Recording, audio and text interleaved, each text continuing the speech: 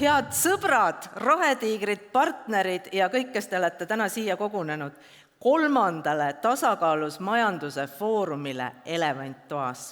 Mul on nii hea meel siin saalis olla, siin lava peal 3. korda ja teades, et siin me võtame täna kokku Rohetiigri 5 aasta töö, vaatame edasi kõik koos 15 aasta tagusesse või 15 aasta pärast meieni jõudvasse aega ja loodetavasti õhtuks oleme kõik palju targemad ja tegelikult ka rõõmsad selle üle, mis meid ees ootab. Aga nimi Elevant ei ole valitud juhuslikult. Kui me 3 aastat tagasi sellele mõtlesime, siis me saime kõik aru, et meil on toas suur, vaikiv elevant, mis seisab majanduse ja keskkonna teemade vahel. Ta laiutab seal, ta ei lase meil üksteisega suhelda ja me peame kogu aeg temaga tegelema. Ma arvan, et tänaseks me oleme jõudnud punkti, kus me ei saa sellest elevandist üle ega ümber, me ei saa teda ignoreerida ja meie kõige kallim ressurss, aeg, hakkab tasapisi otsa lõppema. Et seetõttu ma arvan, et täna on see hetk, kus me kõik koos vaatamegi sellele elevandile otsa ja otsustame, mida me siis teeme. Mida me teeme järgmised 15 aastat selleks, et tõesti meie kõigi tegemine siin planeedil Maa selle ühe ja ainsa planeedi raamidesse ka päriselt ära mahuks. Aga enne, kui me hakkame vaatama tulevikku, vaatame korraks selja taha, et mis on siis juhtunud viimase 7 aasta jooksul. Jah, tõesti, esimest korda kuulsin ma sellist lauset, et teeme Eestist rohetiigri.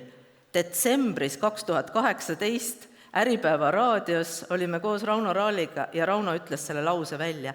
Ja mul hakkas kohe nagu pilt jooksma, et vau, et tõesti, rohetiiger, teeme Eestist rohetiigri.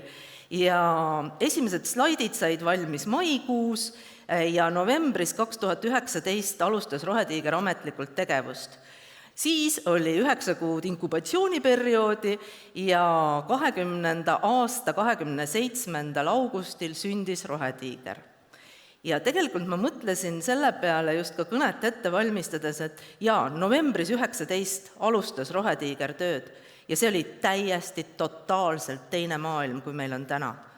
Aga me oleme siin nagu surfarid tegelikult. Ma loodan, et me kõik oleme surfarid, kes näevad seda lainet meie poole tulemas ja võtavad seda kui väljakutset, võtavad seda kui suurepärast võimalust minna ja teha midagi erilist. Et me ei ole need lihtsad sulberdajad, kes vaatavad, appi laine ja juba me upume. Me lähme ja võtame selle laine koos. Ja Rohetiiger, kui me siis päriselt sündisime ja tööd alustasime 2020 siis augustis, võtsime me omale eesmärgi, mis oli hästi lihtne, aga samal ajal hästi ambitsioonikas. Et me kujutasime ette, et me 5 aastaga mõtleme välja kõik koos tasakaalus majanduse mudeli Eesti jaoks. Ehk siis, et milline näeb välja elu Eestis aastal 2040 niimoodi tõesti, et me toimetame keskkonna piirides kõik, et me ei reosta ja raiska rohkem, kui see on mõistlik. Kuidas sinna jõuda? Mis selleks teha? See oli üks suur leiutamine, aga tänaseks on see suures joones tehtud ja täna on see kõik siin teie ees lava peal. Ja ma võtan siit nüüd kõigepealt puldi, vajutan järgmise slaidi ja siis ma võtan rekvisiidi, milleks on õun.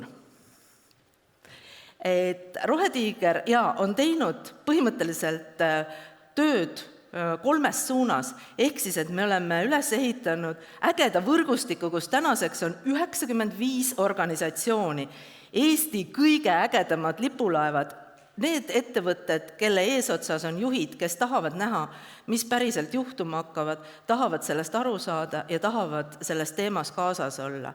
Me oleme 5 aasta jooksul korraldanud ligikaudu 150 sündmust, nii avalikku sündmust nagu see täna, kui ka selliseid väikesi, mis on mõeldud just Rohetiigri organisatsiooni liikmetele.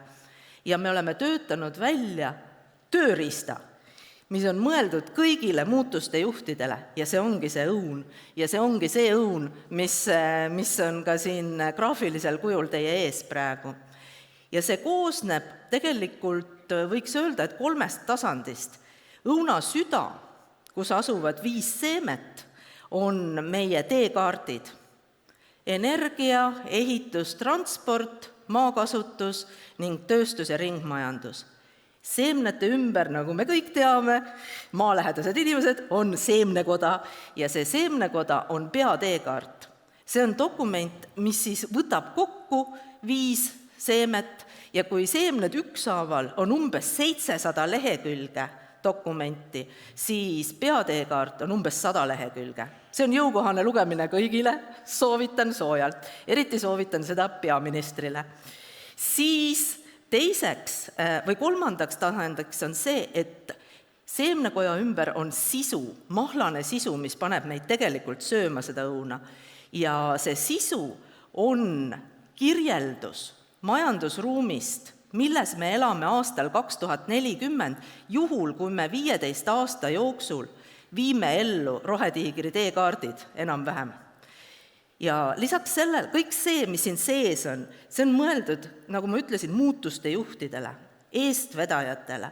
Neid on umbes 7% elanikkonnast, suur hulk neist, sellest 7% on täna siin saalis. Ja selleks, et see õun oleks ikkagi söödav ja kasulik kõigile, siis peab siin ümber olema ka koor, mis kutsub sööma ja mis puudutab väga palju rohkem inimesi, võib-olla umbes 70% eestimaalasi. Ja selleks me tegime sellel aastal 5 kuu jooksul unistamiste korjamise üle Eesti, saime kokku 13 500 inimeste unistust ja see ongi see koor, mis näitab, millises riigis me päriselt inimestena, Pille-Malle Kalle, tahame elada aastal 2050. Siin on väike ajaline hüpe, aga see teebki asja just huvitavaks. Ja kogu see õuna ilu, see sisu, selle lahkamine toimub nüüd järgmise umbes 2 tunni jooksul. Aga nüüd ma vahetan selle rekvisiidi teise rekvisiidi vastu, milleks, üllatus, on kristallkuul. Ma ei tea, kas te olete olnud kunagi konverentsil, kus on laval keegi, kellel on käes kristallkuul. Vaat täna te olete sellisel konverentsil. Ja ma ennustan teile tulevikku, meile kõigile siin Eestimaal. Ja mida ma siit näen? Kõigepealt ma näen seda, et aastaks 2040 on Tallinnale valitud linnapea ära.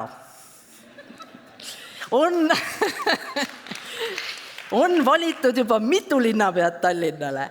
On olnud linnapäid, kes kukuvad ja aastal 2040 on üks inimene, kes täna arvatavasti alles õpib ülikoolis, on see inimene, kes kannab seda rasket koormat. Teiseks, ma näen seda, et Ameerika Ühendriikide president ei ole aastal 2040 Donald Trump. Üllatus. Tema on 47. president. Aastal 2040 valitseb Ameerikat 52. president. Ja tõesti, see ei ole Donald. Mida ma veel näen? Ma näen seda, et Ukraina sõda ei lõppe sel nädalal, aga aastal 2040 on Ukraina sõda ammu ajalooraamatus, nagu päris kindlasti. Aga mis siis aastal 2040, mida ma näen, et on seda kõike, mida me täna siin laval näeme, kohe nägema hakkame, aga kui me räägime ka natuke probleemidest, siis ma arvan, et sel aastal ainuke tõsine probleem, mis meil tegelikult siis on alles, on see, et me tegeleme keskkonnateemadega ja meie keskkond planeedil Maa on hullemas olukorras, kui ta on täna, ja me mitte ei tegele enam asjade ennetamisega, vaid me tõsiselt tegeleme kohanemisega. Ja ma arvan, et aastaks 2040 ei ole need kliimamuutused veel oma koleduses jõudnud Eestisse. Et meil siin on üsna hea elu ka sel ajal, seda me ka täna kõike näeme, aga üldiselt on see meie kõige suurem probleem. Nii et selline tulevikunägemus praegu siit lavalt. panen rekvisiidi tagasi, ta on meiega siin päev läbi, kui keegi tahab tulla ja vaadata, mida tulevik talle või meile kõigile toob, siis palun käige vaheajal, lõunaajal lavalt läbi ja suhelge kristallkuuliga. Aga siis ma arvan, et me oleme jõudnud sellesse hetke, kus ma kutsun lavale inimesed, kes räägivad juba süvitsi ja faktidest ja nendest, millel me siis põhineme, ehk milleks on hektarite viisi Exceli tabeleid. Nii et, ja võib-olla minu see kõige veel selline kokkuvõte siia lõppu on see, et Rohetiiger on nüüd piisavalt vana ja piisavalt julge, et asju ette võtta ja piisavalt vana ka selle jaoks, et me teame, et tegelikult tekstid ja Exceli tabelid meie elu paremaks ei muuda, et me peame ikkagi tegutsema hakkama.